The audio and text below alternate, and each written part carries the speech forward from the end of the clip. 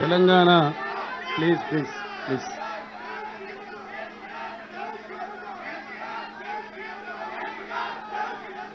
Please please Nagesh please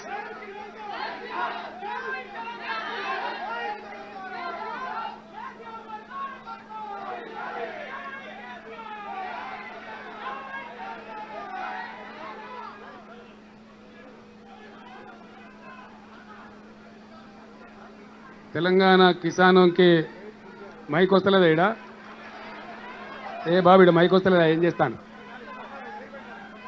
mic వస్తలేదా ఇదడ దిప్పు తిరుగుతుందా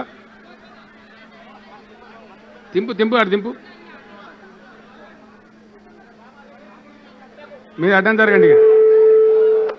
hello అడ్డం మీరు వెనక జరగండి మైక్ వస్తుంది. ఇప్పుడు వస్తుందా ఇప్పుడు मंत्रीगण माननीय सांसद के लिए आए हुए हमारे भाई महेंद्र सिंह टिकायत जी के बेटा और आज के किसानों का इस देश का प्रतिनिधि माननीय राकेश टिकायत जी और उनके साथी भाई मैं आप सबका प्रणाम करता हूं।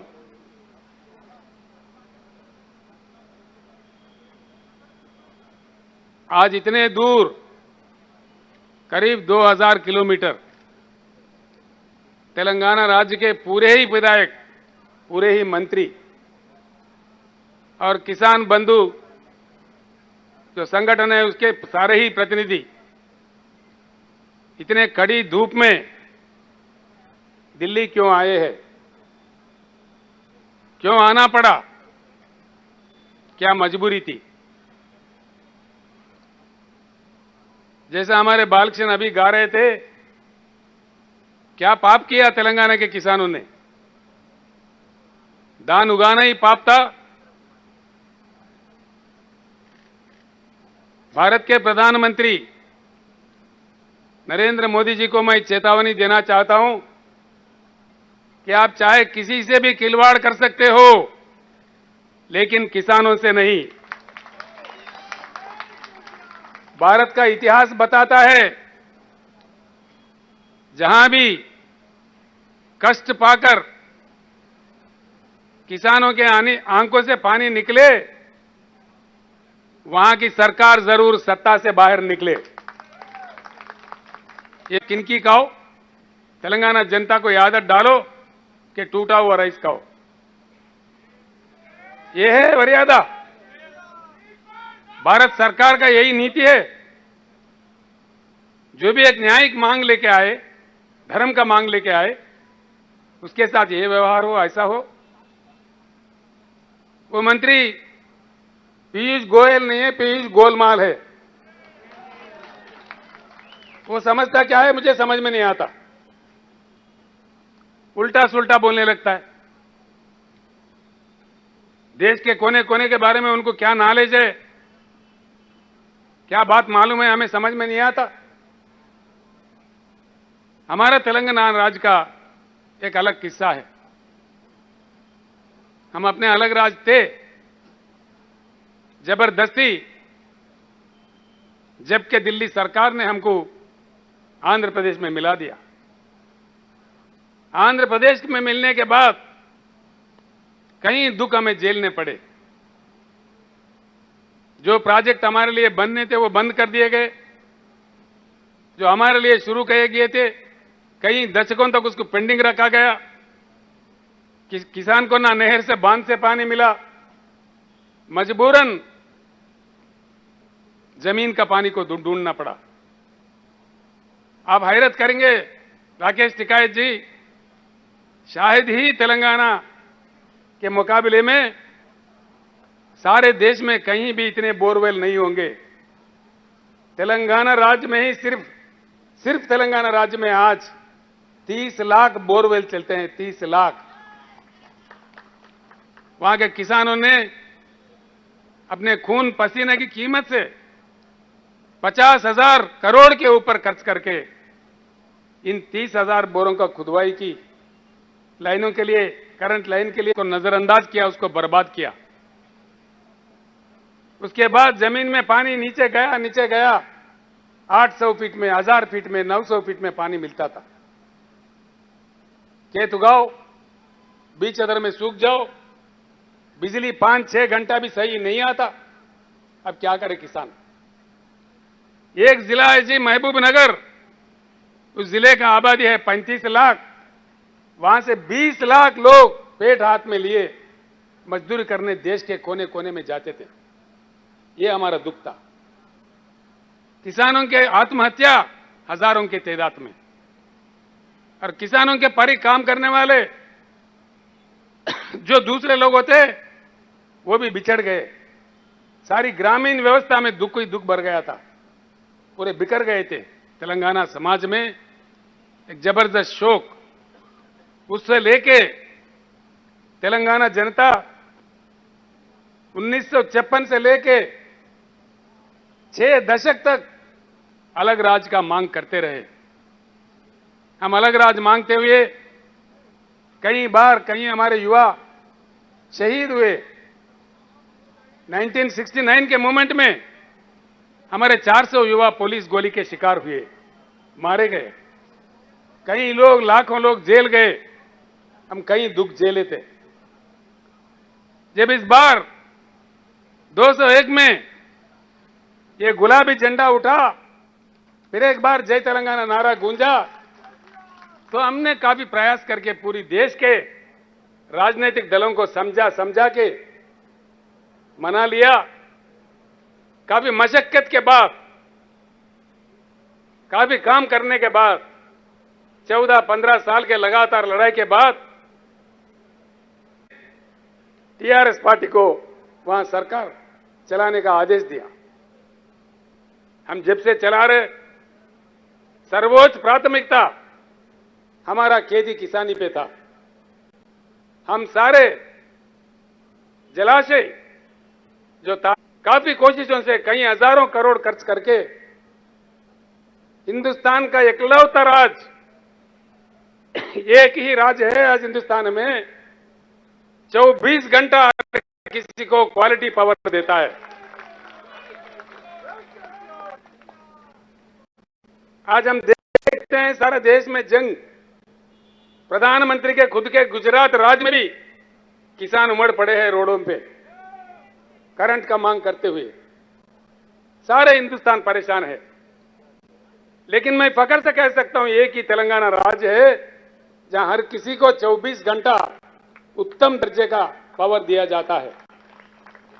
और खास तौर पर आपने अपने भाषण में जो कहा, किसानों के लिए 24 घंटा मुफ्त करंट देने वाला एक ही एक राज्य है हिंदुस्तान में, तेलंगाना राज्य। हमारे तालाबें भर गई, बिजली सही हुई, 30 लाख बोर काम करने लगे, हमारे पैदावारी लाजमी है बढ़ेगी।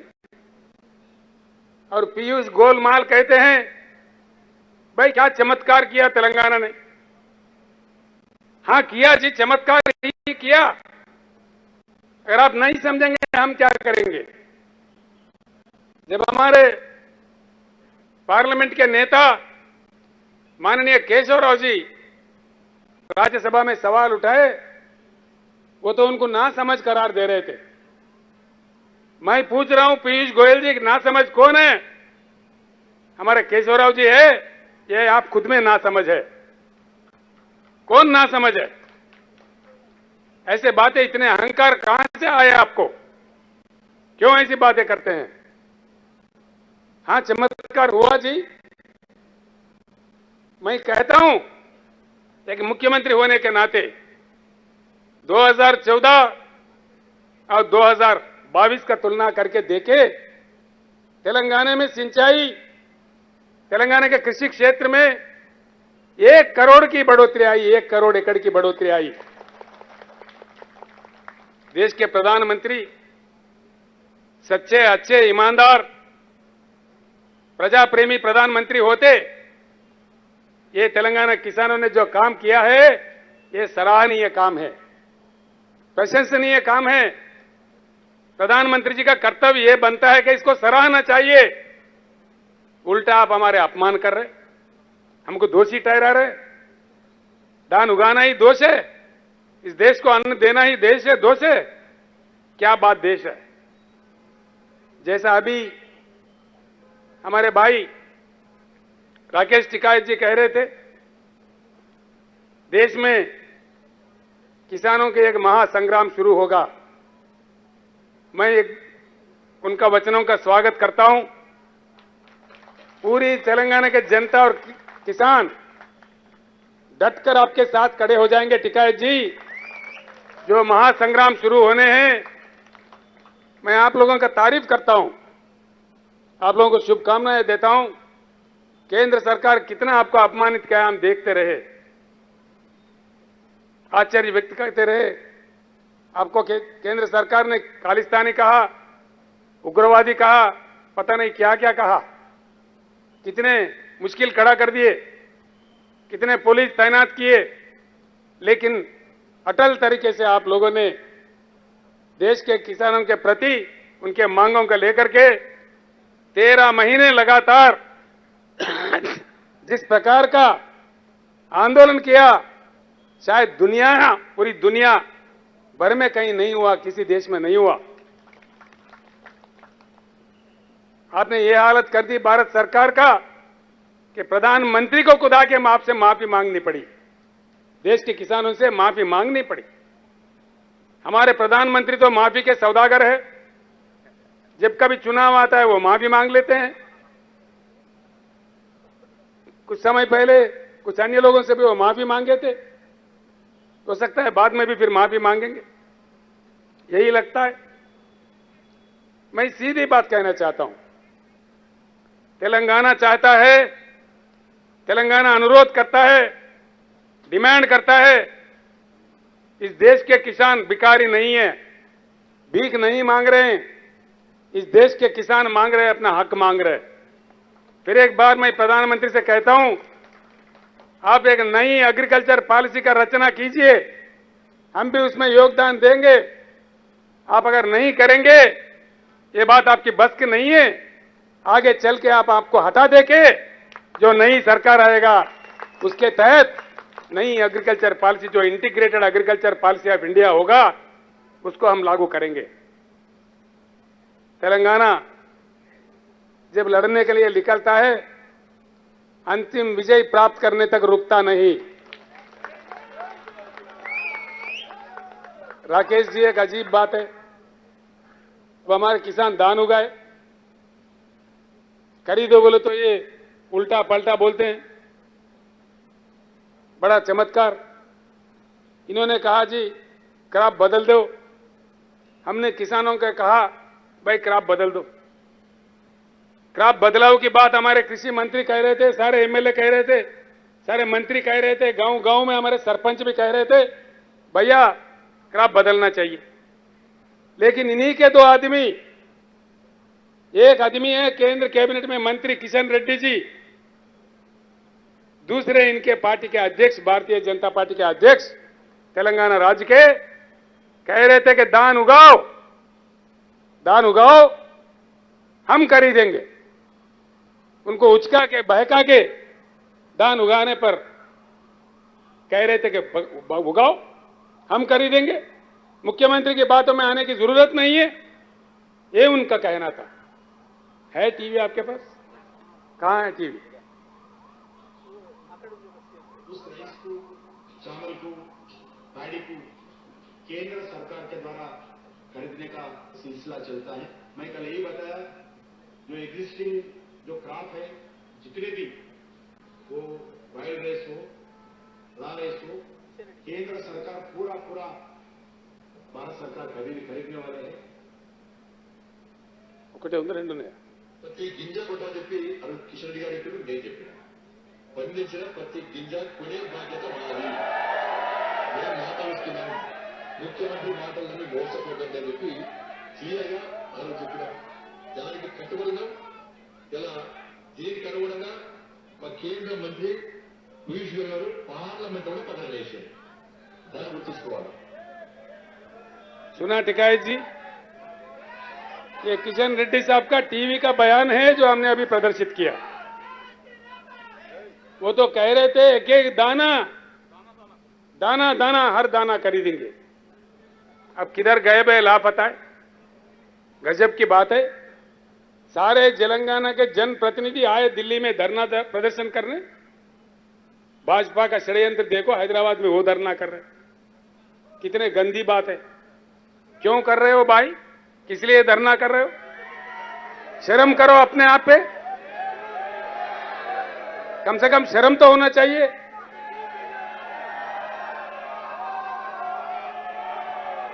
इतना बेशर्म भाजपा, इतना बेशर्म क्यों धरना कर रहा है बीजेपी? किस वास्ते धरना कर रहा है? मैं आज बताता हूं।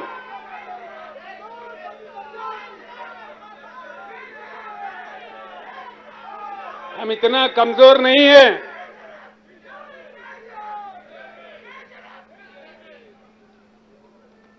तेलंगाना सरकार इतना कमजोर भी नहीं है कि हमारे किसानों को गंगा में डकाल देंगे।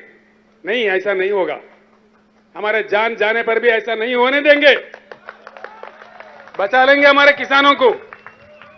लेकिन सारे देश को पता चले कि इनका व्यवहार कहां कहां क्या क्या चल रहा है। किसानों के साथ इनका व्यवहार क्या है। आपने सही कहा जी, बिल्कुल। आज का जो सरकार है षड्यंत्र वाला सरकार है, जनतंत्र वाला सरकार नहीं है।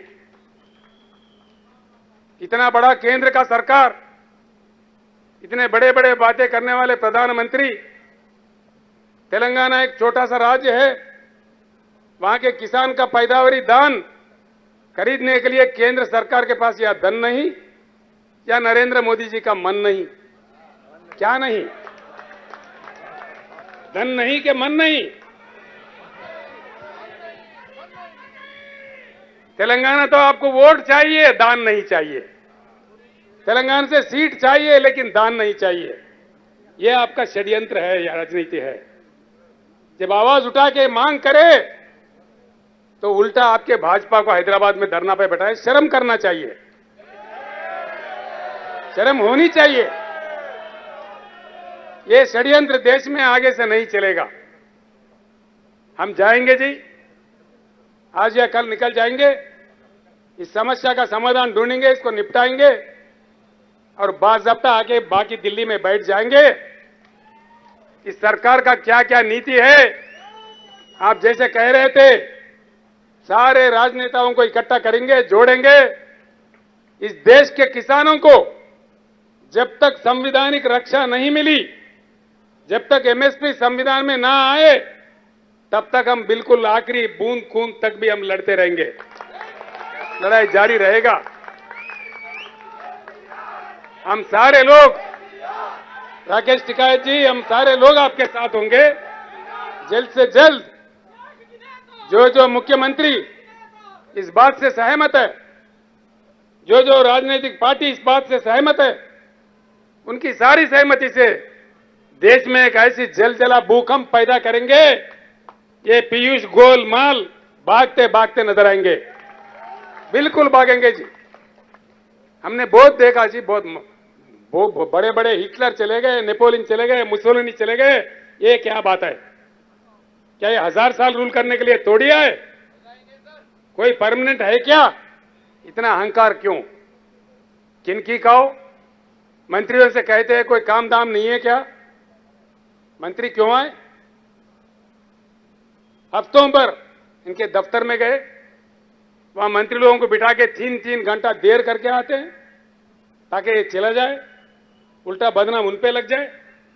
यही इनका नीति है। सारे हमारे सांसद गए, सांसद के साथ भी यही व्यवहार। क्या ये चलेगा? ये नीति है? केंद्र सरकार चलाने का गंभीरता है? ये बात नहीं चलेगी। यही नहीं जी, कई अन्य बातें हैं जो हमारे दिल में है। सारे देश के जनता के दिल में जो आग है, हमारे दिल में भी वही आग है। ये आग फैल जाएगी। ये आग आपको खत्म करने तक नहीं छोड़ेगी। जो आप कर रहे हैं, इस सरकार का सीधी नीति है मैं इस सारे हिंदुस्तान के किसानों भाइयों से भी कहता हूं, सरकार का नीति साफ है। ये पूरा किसान खेती कारपोरेटों के वश करना चाहता है। कारपोरेटों को देके किसान जमीन छोड़ दे और अपने ही जमान में किसान नौकरी बन के काम करे, नौकर बन के काम करे। यही इनका नीति है। ये कहते हैं मीटर लगा दो। अभी आपने डिमांड किया किसानों को मुफ्त में मिलना चाहिए। उत्तर प्रदेश में ये हाल हो रहा है जी। सरकार चुना, मोदी साहब ने बड़ी अच्छा तोहफा दिया। वहां पे तोहफा इतना है कि एक के जगह अगर 2 पशु खरीदेंगे वो कमर्शियल हो जाएंगे। मीटर लगाओ, खून चूसो। यह है तरीका देश चलाने का, किसानों के साथ खिलवाड़ करने का। ये नहीं चलेंगे। इसके अलावा भी जो भी इनके खिलाफ बोलते हैं उसका अपमान करना, उसका विरोध करना। जो विपक्षी नेता, विपक्षी दल होते हैं उनके पीछे सीबीआई लगाओ, ईडी लगाओ, इनकम टैक्स लगाओ। इनके पार्टी के अंदर सारे सत्य हरिश्चंद्र है। देखिए, इनके पार्टी के अंदर सारे के सारे सच्चा हरिश्चंद्र है या उनके भाई है। एक भी नेता खराब नहीं है जी। भाजपा के एक नेता के ऊपर भी ना ईडी जाता, ना सीबीआई जाता, ना खुद जाता। जहां भी कोई प्रश्न उठाते हैं, देखो ये लोग कहने लग जाते हैं जी। हर राज्य में इनका एक तमाशा बना हुआ है। चंद ही दिनों में मुख्यमंत्री को हम जेल भेजेंगे। हमने कहा आओ, दम है तो आओ। किसको कौन जेल भेजेगा? आ जाओ, दम है तो आ जाओ। हर किसी को इनके छोटे मोटे कुत्ते राज्यों में भौंकने लगते हैं, मुख्यमंत्री को जेल भेजेंगे। हर राज्य में हर किसी के साथ। मैं साफ कहता हूं, देश आपको समझ चुका है। आपका जनतंत्र का राज्य नहीं है, आप लोग षड्यंत्र का राज चला रहे हैं। धीरे धीरे पूरा देश समझ गया है। अब देश चुप बैठने वाला नहीं है। तेलंगाना में हमने काफी कुछ कर लिया। भारत देश के लिए अभी काम करना है। हम निकल पड़े हैं। हम इतना बाद में लास्ट में बोलो ना भाई। इधर हम बोल रहे हो, उधर आप बोल रहे हो, तो क्या चीज समझ। अरे अरे बैठ जाओ।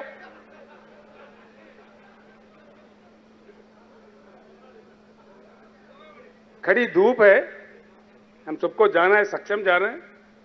दान नहीं खरीदेंगे तेलंगाना में। किसान देख रहे हैं आपके तरफ। नरेंद्र मोदी जी को, पीयूष गोयल जी को मैं 2 हाथ जोड़ के प्रणाम करके तेलंगाना किसानों के तरफ से अनुरोध करता हूं, जैसे सारे जगह से दान खरीद रहे हो, तेलंगाना भी दान खरीदो। 24 घंटे हम इंतजार करेंगे। क्या आपसे कोई आदेश आएगा? 24 घंटे के बाद हम फैसला लेंगे। क्या करना है हमें मालूम है। जो करना है हम करेंगे। उसके साथ बस पीछे ही पीछे, आपके पीछे पड़ना है। वहां काम निपटा के अब हम निकल पड़ेंगे देश पे। अब देखिए क्या क्या होता है। बात कहां से कहां तक जाता है, किस प्रकार से ले जाया जाता है। काफी बातें हैं, अगर वो मैं बात करने लगूं तो कहेंगे भाई राजनीति करने आए कि दान का मुद्दा लेके आए। अब हम सिर्फ दान का मुद्दा पे ही बात कर रहे हैं, किसानों का मुद्दा पे ही बात कर रहे हैं। राजनीति की बात मैं वापस दिल्ली आके करूंगा, बहुत कुछ करूंगा।